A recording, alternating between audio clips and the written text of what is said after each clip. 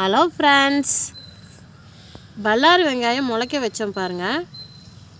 இந்த பூ பார்த்துருக்கீங்களா? நான் இதான் ஃபஸ்ட் டைம் பார்க்குறேன். பார்க்காதவங்க கமெண்ட் பண்ணுங்கள். இதில் நிறைய விதை வரும். அந்த விதையை முளைக்க வச்சோம்னா நமக்கு வெங்காயம் கிடைக்கும். இங்கே பாருங்கள், வெங்காயத்தாள்.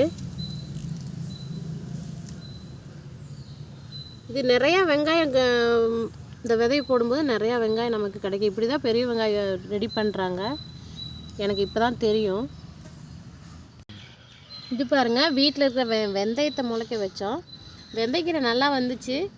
என்னன்னு தெரில, சத்து பத்தலையா என்னன்னு தெரில, இது மாதிரி ஆயிடுச்சு.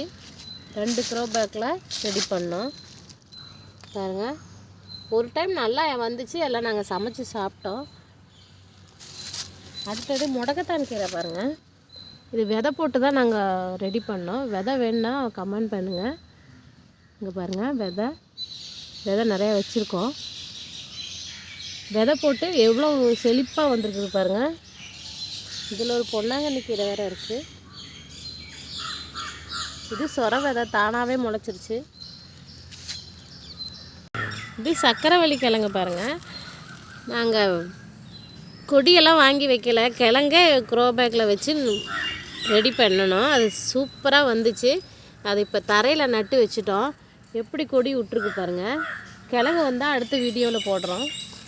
இது புதினா தோட்டம் பாருங்கள். புதினா சந்தையில் வாங்கிட்டு வந்துட்டு ஆஞ்சிட்டு அந்த குச்சியை மட்டும் நட்டு வச்சோம். சூப்பராக வந்துருச்சு. இது நிறைய டைம் துவையில் அரைச்சிட்டோம். இது மீதி தான். இது முன்னாடியே வீடியோ போட முடியலை. சிகப்பு கீரை பாருங்கள். இது விதை வாங்கிட்டு வந்து போட்டோம். சூப்பராக வந்துச்சு, வந்திருக்கு பாருங்கள். இதுலேயும் விதை வந்துருச்சு. இந்த விதையை எடுத்து போட்டாலும் நம்ம கீரை முளைக்க வச்சுக்கலாம். இது மிளகாய் செடி மாதிரி தெரியுது, ஆனால் என்ன மிளகாய் செடி இல்லை மணத்தக்காளியா என்னன்னே தெரியலங்க. எவ்வளோ செழிப்பாக வந்திருக்கு பாருங்கள். தெரிஞ்சவங்க கமெண்ட் பண்ணுங்கள். என்ன மிளகான்னு எங்களுக்கு தெரியல. பிடுங்க வேணான்ட்டு வச்சுருக்கோம். பாவை செடி பாருங்கள், தானாகவே முளைச்சிது. இதில் நிறைய காய் காய்ச்சிருச்சு பாருங்கள். காய் பாருங்கள், இங்கே ஒரு காய் இருக்குது.